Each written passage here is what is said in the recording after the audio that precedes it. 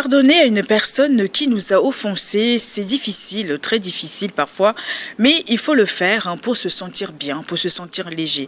L'acte de pardonner, de renoncer à toute forme de vengeance ou de ressentiment envers une personne qui lui a commis une faute ou une offense est un processus personnel. Le pardon peut être un acte libérateur, tant pour celui qui pardonne et aussi pour celui qui se fait pardonner. Donc, quelle est l'importance du pardon sur notre santé? C'est ce qui nous réunit ce matin avec Dr Ali Delfa, psychologue clinicienne et enseignante, chercheur à l'université de Cara. Bonjour à tous, bienvenue dans cette émission Direct Santé qui vous parle tous les jours de pathologies, de traitements ou encore de gestes nécessaires pour préserver une bonne hygiène de vie. Bonjour docteur, comment allez-vous? Bonjour à vous, je vais bien, merci. Très bien. Et vous? Très bien. D'accord. Heureuse. Le pardon. Partagé. J'ai pensé toute la nuit. J'ai pensé toute la nuit. Ah je me suis dit, c'est vrai qu'on fait le tour dans notre tête et on se dit bon, qui nous a offensés? Et souvent, les gens, c'est souvent en fin d'année que les gens envoient des messages aux gens, les gens qui nous ont pas parlé depuis longtemps, qui nous envoient des messages pour se faire pardonner, mais il faut le faire, en tout cas. Donc, vous êtes psychologue clinicienne, c'est votre rôle au quotidien, donc d'intervenir aussi avec ces personnes, parler du pardon et autre chose. Donc, on va un peu parler de votre métier, ce que vous faites réellement avec les personnes, les patients qui viennent vous voir. Merci. Rebonjour à vous. Pour la petite histoire, je suis très heureuse et très flattée parce que là, vous avez pensé à mon thème. C'est ce que vous avez dit. Oui. C'est super. Donc ça veut dire indirectement, vous avez pensé à moi. C'est gentil. Bien évidemment. Ah, merci. Donc, pour revenir à la question, comme vous l'avez dit, je suis docteur Ali Delfa, je suis psychologue clinicienne, mais aussi enseignante-chercheur à l'université de Cara. Alors, au quotidien, nous recevons tout le monde. Ce qui est intéressant, c'est que qu'on soit malade ou non, on doit venir voir un psychologue, ou on peut venir voir un psychologue. Mais malheureusement, dans l'inconscience collective, les gens pensent que il faut avoir un trouble mental avant de venir voir un psychologue. Je pense que les choses sont en train d'évoluer positivement. Maintenant, d'une manière spontanée ou non, les gens décident de venir voir un ou une psychologue. Donc, ça évolue. Pour revenir à mon quotidien, j'enseigne plus que consulter. Puisqu'avant, je consultais plus. Maintenant, maintenant j'enseigne et j'apporte un plus aux jeunes que nous formons qui prendront la relève. Donc, voilà ce que je peux dire. Je ne sais pas si je peux continuer. En tout cas, bravo. C'est bon, merci. Oui, en tout cas, bravo. En tout cas, le thème qui nous réunit ce matin, donc, c'est l'importance du pardon sur notre santé. Mais est-ce que le pardon, on le comprend? Comment on le comprend? Ou comment vous le définissez-vous? Une très belle question. Avant de répondre, je voudrais interpeller tout le monde, parce que tout le monde doit se pardonner. Le geste de pardon, c'est individuel. Donc tout le monde doit se pardonner d'abord. Pourquoi je le dis? Parce que actuellement, tout le monde est occupé par une fonction. Et il y a des fonctions pour lesquelles, par exemple, l'autre n'a pas le temps. Pour soit son couple, soit pour ses enfants, soit pour sa famille, soit pour sa communauté. L'exemple, c'est qu'il y en a qui se lèvent déjà à 2 heures du matin pour aller travailler. Il y en a qui partent dans la nuit, qui ne voient même pas comment les enfants, leurs proches, ceux qu'ils aiment le plus, se sont couchés, se sont réveillés, etc. Et parfois, l'autre ne comprend pas forcément. D'autres ont des fonctions pour lesquelles à chaque fois, on peut les appeler. Ils peuvent arriver tout de suite. Et juste après, on les appelle pour répondre aux besoins de la communauté ou aux besoins pour lesquels ils sont sollicités. Donc, le manque de temps aussi, c'est... Absolument, on doit se pardonner pour ça. Le temps accordé à l'autre. Oui. Ou le temps accordé à ceux qui nous aiment. Parce que parfois, ça amène beaucoup de frustration, beaucoup de malentendus. D'incompréhension. Et derrière, beaucoup de maladies cardiovasculaires. Ça Et va surtout, jusqu'à... ben oui, Oui. c'est tellement grave que parfois l'autre ne dort même pas. Or, aucun remède ne peut égaler le sommeil. Le sommeil est réparateur, comme on le dit. C'est ça. Donc, je voudrais commencer vraiment par là pour que tout le monde saisisse l'occasion de cette émission-là. Merci déjà, merci à vous, merci au plus haut sommet jusqu'au dernier ici dans ce studio. Merci franchement parce que c'est un mot très simple et les gens, on banalise en fait. On ne prend pas l'importance de la chose. Or, le pardon en soi, quand vous voyez des gens, excusez-moi d'être un peu plus longue, hein, quand vous voyez des gens qui pardonnent, c'est des gens qui tombent très peu malades. Très peu. Je voudrais que chacun jette un coup d'œil autour de lui pour voir s'ils savent que cette personne ne garde pas rancune, voir un peu son évolution d'une manière longitudinale. Voir comment la personne évolue en matière physiquement. On vieillit aussi très peu quand on pardonne. Puisqu'on est en bonne santé, Oui. on a une bonne humeur, etc. Et bon, c'est cool quoi, ça va. Mais c'est pas facile quand même, parce que c'est vrai, Absolument. ça dépend du degré de Absolument, absolument. de Quand je vais blessure. définir, vous allez Ouais, comprendre. c'est pas Et facile. non seulement ça, ça dépend aussi des personnalités. C'est ça. Oui, parce que chacun a sa personnalité, qu'on le veuille ou pas. Donc, pour revenir maintenant à votre question, la définition, je l'ai définie, comment on peut dire, à plusieurs niveaux. D'abord, une définition toute simple pour un citoyen lambda, une autre définition qui est un peu plus vaste et une autre définition qui est contextuelle. Oui. Parce que le pardon, en fait, il faut le contextualiser. C'est dans quel contexte? Est-ce que c'est spirituel? Est-ce que c'est psychologique? Est-ce que c'est d'ordre moral ou relationnel? Donc tout ça là, j'ai pris soin, bon, un peu d'une manière douce, pour que les gens puissent comprendre exactement, pour ne pas trop s'évader, pour que les gens puissent saisir le peu de messages qu'on veut passer. Donc pour Les personnes lambda, par exemple. oui, pour les personnes lambda, merci. Donc une définition en français facile. Le pardon, c'est se libérer, Ouais, autant que libérer l'autre. Je pense que c'est assez simple. c'est assez simple. Ouais, Oui. se libérer, autant que libérer l'autre. Libérer l'autre, oui. Et l'exemple que je peux donner pour que l'on puisse comprendre, c'est quoi par exemple? Quand vous ne pardonnez pas à l'autre, quand vous le voyez, ben, vous êtes en tension vous-même. Oui, on a envie Ça de dit jeter que une- le degré de C'est colère, de intense. ressentiment, voilà, augmente. Et vous êtes en conflit ouvert avec la personne. C'est ça. Vous le dépassez même à une vitesse qui peut le faire tomber, vous voyez un peu.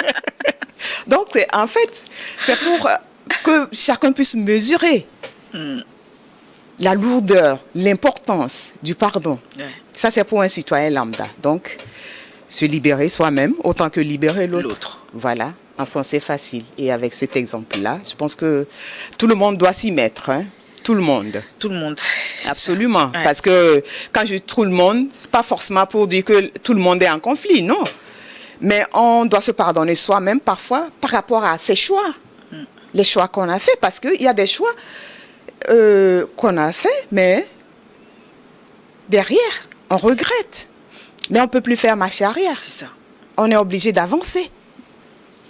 Donc voilà, c'est pour ça que je dis tout le monde. Ah oui, mais ça nous concerne tous. Absolument, Vraiment. y compris moi-même. Donc, la deuxième, Oui. c'est contextualiser. Je disais tantôt que le pardon, il peut être d'ordre moral ou relationnel. Donc, qu'est-ce que je veux dire par là?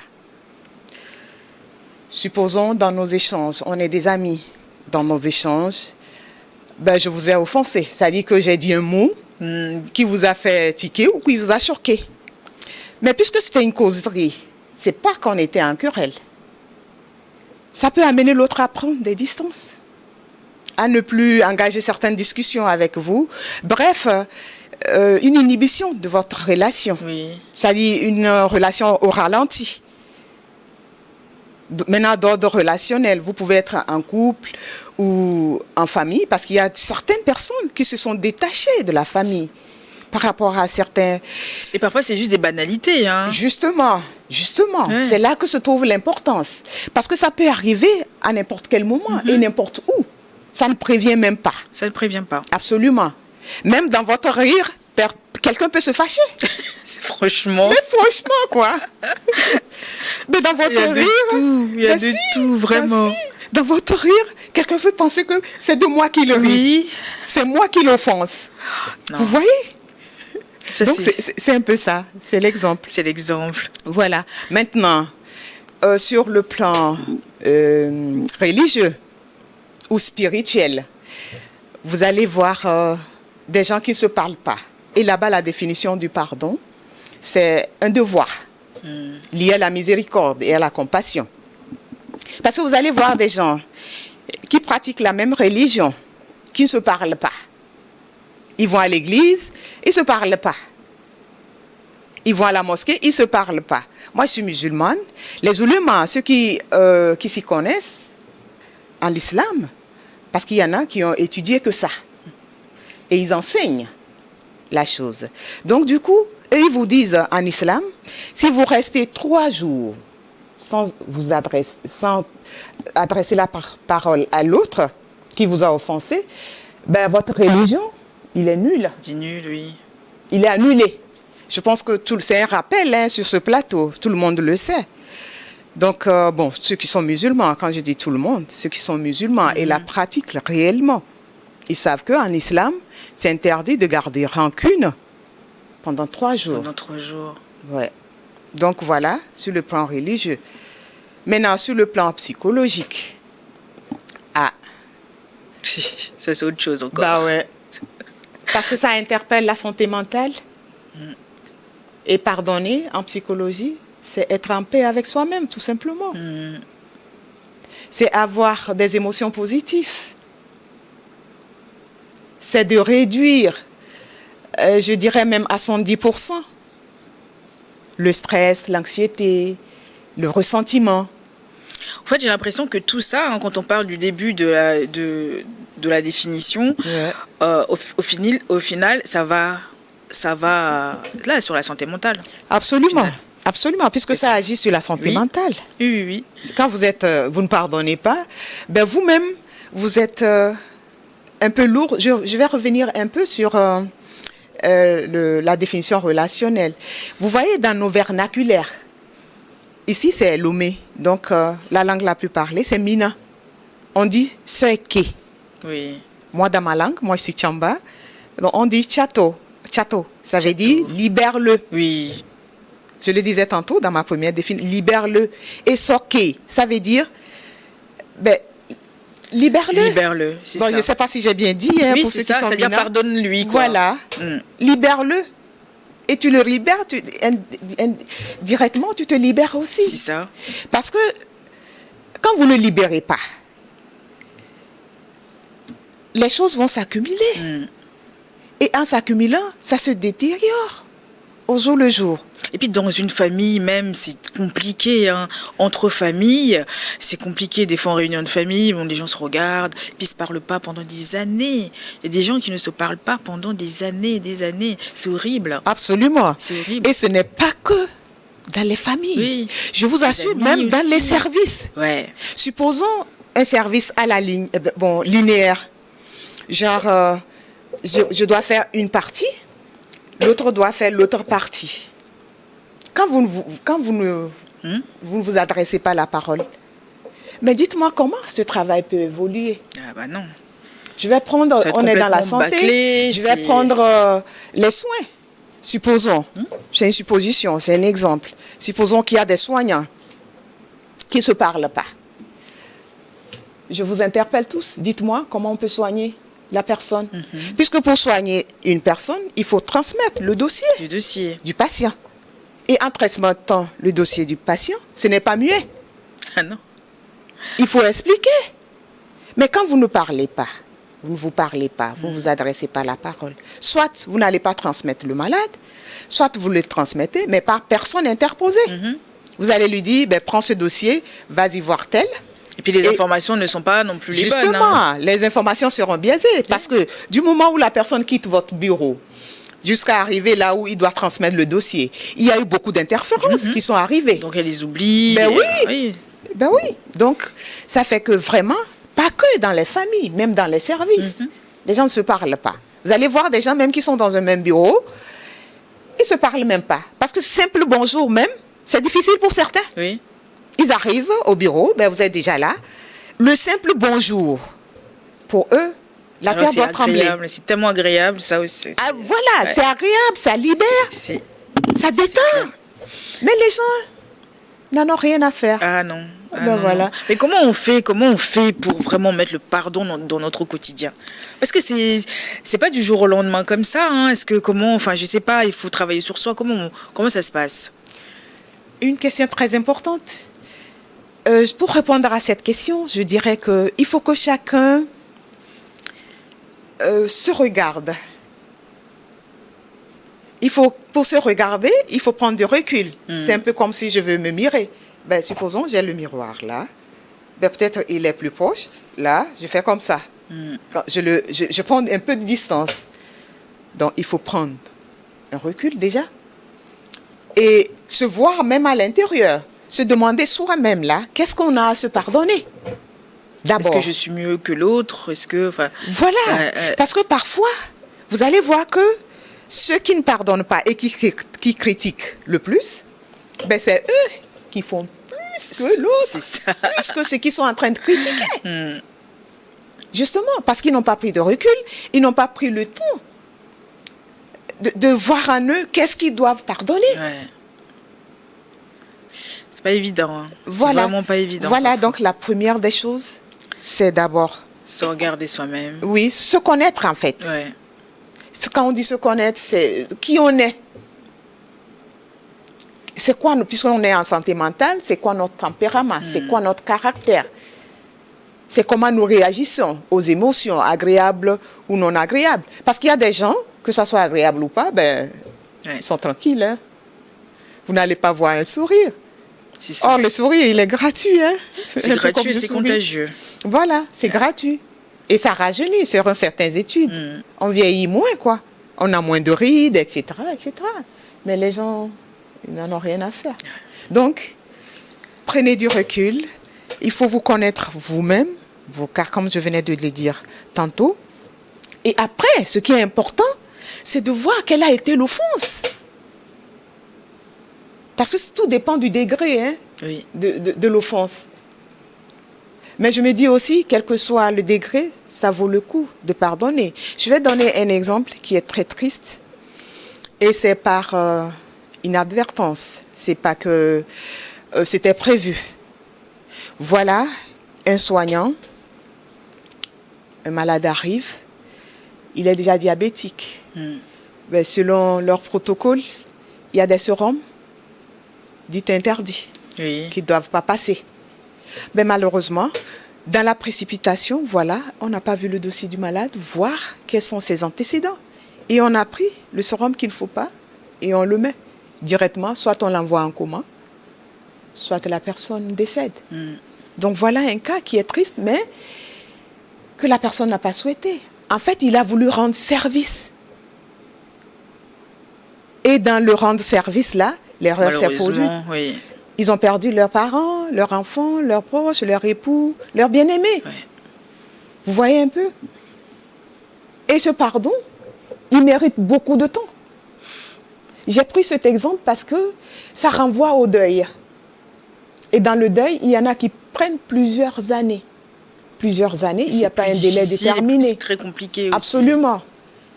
Parce qu'il faut revivre tout ce que vous avez pu vivre avec la personne. C'est ça. Les hauts, les bas, les moments de joie, les moments de pleurs, parce qu'il y en a toujours. Tout n'est pas que joie. Donc, comment vous avez réagi à tel, un peu comme des souvenirs. Et pour ça aussi, il faut créer un coin tranquille, où on peut repenser la personne, où on peut pleurer s'il le faut, où on peut rire aussi. Hein. C'est vrai que ça ne résout pas non plus le problème, mais il faut aussi... Oui, mais il le faut, parce qu'il faut avancer, en fait. Il faut avancer, Ben absolument. Oui, puisque la vie ne vous attend pas. Il faut avancer. Du tout. Docteur, on va marquer juste un temps de pause pour le journal. On revient juste après pour plus de détails. Et puis, bon, c'est très intéressant. Reste avec nous. Merci.